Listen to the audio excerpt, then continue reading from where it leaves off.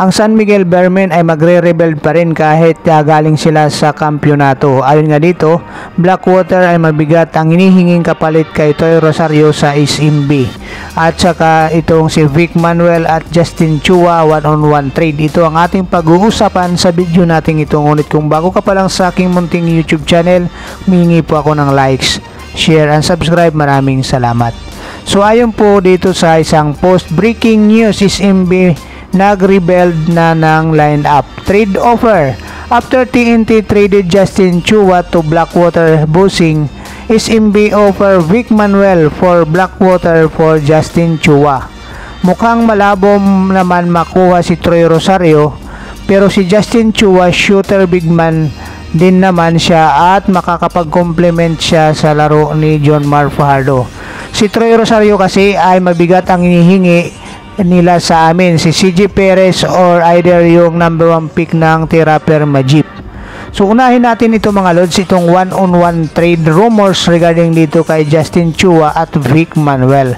So tingin ko naman dito mga lods, fair trade nga naman ito. So matapos ngang mapasama itong si Justin Chua dito sa 3-team trade kung saan ay galing nga ito sa TNT Tropang Giga, napunta dito sa Blackwater Busing kasama si GD Tungkab sa isa, kasama sila sa package para dito sa 3-team trade na nangyari kamakailan lang. Ngayon naman itong si Justin Chua ay hindi pa nga nakapaglaro dito sa Blackwater Busing dahil sa mayroon pa itong iniindang injury. Samantalang si GD Tungkab ay nakapaglaro na kanina dito sa Blackwater Busing kung saan nanalo nga sila. Ngayon itong si Justin Chua nga mga lords ay nag-average ito ng 4.8 points, 2.5 rebounds, 0.6 assist at may 0.4 steals dito sa 2023 Governors Cup averages niya. So maganda rin naman ang mga numero nito mga lords. Nagkataon lang na injury nga itong si Justin Chua dito sa TNT Tropang Giga, kaya hindi nga siya ngayon nakapaglaro sa 2023-2024 Commissioners Cup. Kaya ito ay niro-rumors nga ito papunta rito naman sa San Miguel Bearmen at gusto nga ito makuha dahil tingin nila makakapag-complement ito sa laro ni John Mar Fajardo katulad dito kay Vic Manuel. At si Vic Manuel naman ang ino-offer nila dito papuntang Blackwater Busing. So si Vic Manuel din mga lods ay nasa injured list din ng San Miguel Bearmen, bagamat ang inactivate na nga nila ito ay hindi nga ito nila nagamit dito sa PBE Commissioners Cup, which is nag-champion nga ang San Miguel Bearmen dahil na rin sa mayroon pang ang iniindang injury itong si Vic Manuel.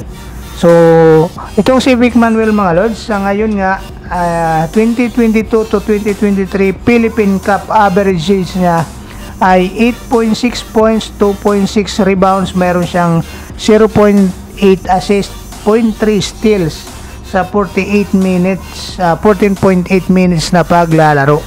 Kaya ito nga mga lods, medyo limitado nga rin ang minuto nitong si Vic Manuel dahil na rin sa nagiging prone siya ng injury.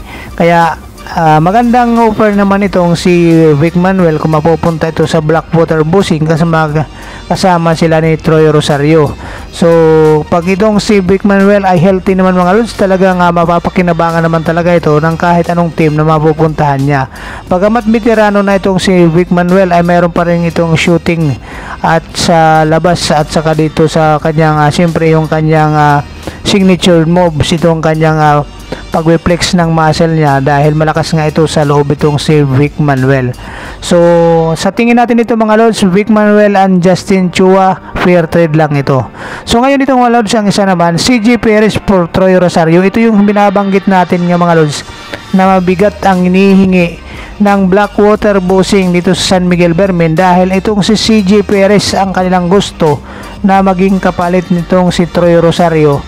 At maaari din ay itong number 1 pick ng Tirapper Majip. Ibig sabihin nga mga lods, may tendency na itong si Troy Rosario dadaan sa Tirapper Majip kung matutuloy nga itong trade dahil nga sa number 1 pick ng Tirapper ang tinatarget naman nitong Blackwater Busing. So itong si CJ Perez nga mga lods ngayon nga ay nag-average nga ito ng 16.8 points, 5.95 rebounds, mayroon siyang 3.5 assist at 2.29 steals per game dito sa 2023 to 2024 PBA Commissioner's Cup averages.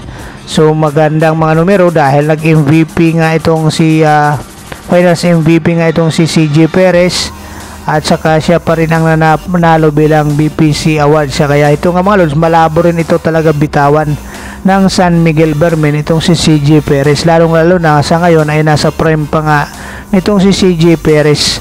Kaya hindi nga ito matutuloy talaga pag ito yung hinihinging kapalit ng Blackwater Busing papunta dito sa kanila, kapalit nitong si Troy Rosario. Kahit gusto ng San Miguel Bermen itong si Troy Rosario, pag ito naman yung hihinging kapalit ay si CJ Perez, walang mangyayaring trade dito mga lods sa tingin natin. So anyway, dito naman tayo kay Troy Rosario mga lods. So nanggaling dito sa injury pero nakapaglaro na nga itong si Troy Rosario dito sa Commissioner's Cup, kung saan dito sa 2023 to 2024 Commissioner's Cup ay nag-average siya ng 10 points, mayroon siyang 5.22 rebounds, mayroon siyang 2.44 assist at saka 0.8 steal.